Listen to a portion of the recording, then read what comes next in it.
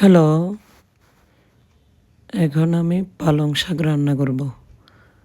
Soybean তেল, পেঁয়াজ কুচি, চিংড়ি মাছ, লবণ, হলুদের গুঁড়ো, মরিচ, রসুন বাটা এই দিয়ে ভালো মতো কষে নিব। এরপর শাক দিয়ে দিব। শাকের সাথে আমি আলু কুচি দিলাম। পরিমাণ মতো পানি দিয়ে দিলাম।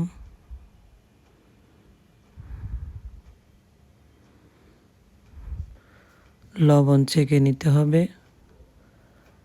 রান্না শেষের দিকে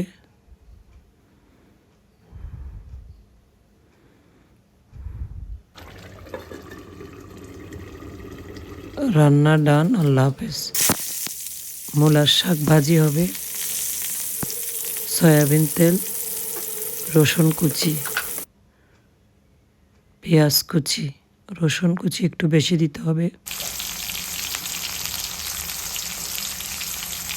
কাঁচামরিচ ফালি,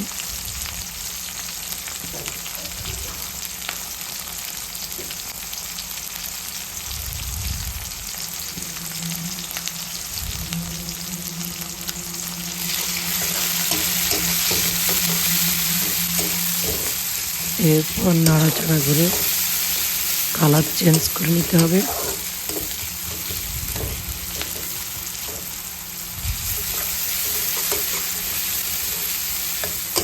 এই শাক ভাজিতে তেমন কিছুই ইউজ করব না, শুধু লবণ আর হলুদের গুঁড়ো।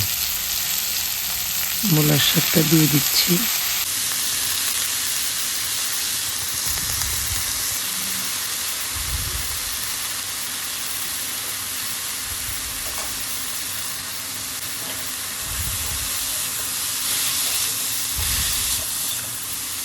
ভালো মতো নাড়াচাড়া করতে হবে।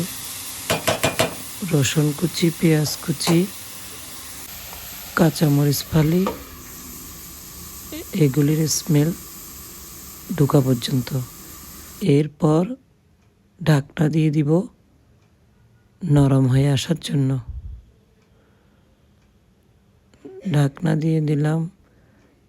শাক ভাজি মোটামুটি শেষের দিকে। এই ভাজিটা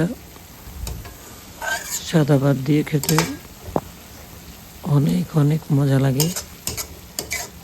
চিংড়ি মাছ দেওয়া যেত, পালং শাকে চিংড়ি মাছ দিলাম, তাই আর এই শাকে কোনো চিংড়ি ইউজ করিনি। শাক একদম অল্প,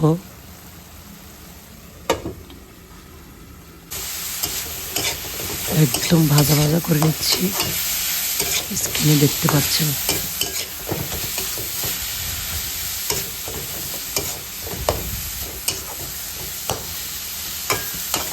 ভাজা ভাজা করে আমি বাটিতে উঠিয়ে নিব।